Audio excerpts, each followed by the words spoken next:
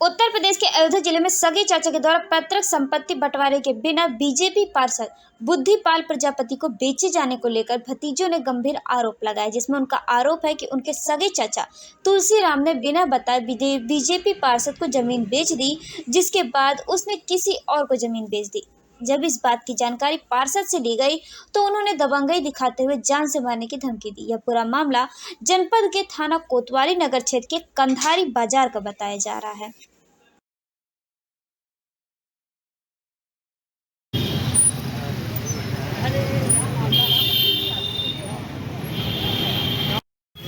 ये बुद्धिपाल जी, ये हमारे तुलसीराम हमारे सगे चाचा हुए। हमारे पिताजी तीन भाई थे। तो वो ज़मीन प्रॉपर्टी जो है 3 आदमी के नाम होनी चाहिए।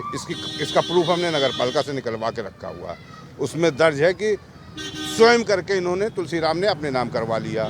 3 आदमी के नाम से आया नहीं वो अपना, और इसीलिए विवाद से वो करीब 20-25 साल से पड़ा हुआ है। हमारा आपस में बंटवारा नहीं हुआ, बिक नहीं रही थी वो मुकदमा। उसका केस भी चल रहा है।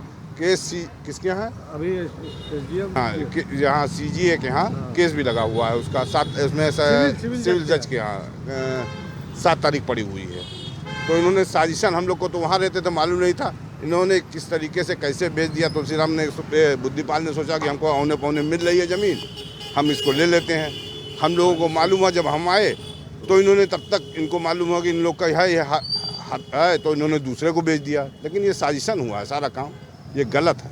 ये ऐसा नहीं होना। बुद्धिपाल ये कह रहे हैं कि जो आप लोग हट जाइए, नहीं तो आप लोगों को, युवा लोग भाई ऐसा है, वो नेता है, नेता वाली गिर आप कर सकते हैं, हम कुछ भी कर सकते हैं, समझे। ये तो गलत चीज़ है ना। आप नेता है तो नेता है, किसी की ज़मीन थोड़ी ना हड़प लीजिएगा, किसी का मकान हड़प लीजिएगा। ये तो गलत है, एकदम सरासर गलत है। ये तो आश्वासन कोतवाली में हम आए, कोतवाली में कहा गया कि भाई ऐसा है कि आप एप्लीकेशन दे दिए, चलिए रिकाबगंज चौकी, वहाँ समाधान हो जाएगा। हमने कहा कि हमने FIR दर्ज की है। कहीं कोतवाल साहब आते हैं 11 बजे, 10:30 और 11 बजे, 10 बजे के बाद, तो 10 बजे के बाद आपका FIR दर्ज हो जाएगा। दर्ज करते हैं महाराज किशोर।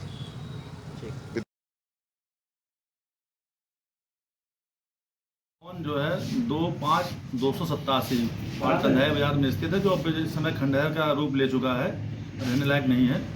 उसको तुलसीराम मौर्य से हमने फरवरी 18 में 2021 को लिया था, और उसके बाद हमने उसको सेल कर दिया। जब से लिया है, जब से वो भवन बना है, तब से नगर निगम में असेसमेंट केवल तुलसीराम मौर्य के नाम से है। पूरा सर्च कराने के बाद तब रजिस्ट्री कराई, उसका पूरा स्टैम्प जमा किया गया है। और उसके बाद हमने जो है अभी 10 दिन पहले उसकी रजिस्ट्री राकेश कुमार गुप्ता की। तो ये बात नहीं है, अगर उनका पारिवारिक सेटलमेंट हो तो अपना स्वयं समझें। तुलसीराम जी जिंदा हैं अभी, अगर उनका हक बनता है तो उनसे बोलें, जो हिस्सा बनता हो।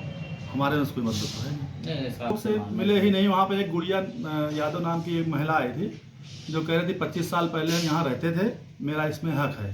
हमने उससे कहा तुम्हारा जो हक बनता होगा, तुम्हारे साथ अन्याय नहीं किया जाएगा, तुम्हें कुछ न कुछ दिला देंगे। और उसके बाद अगर बात चीज़ हल हो जाए, ठीक है।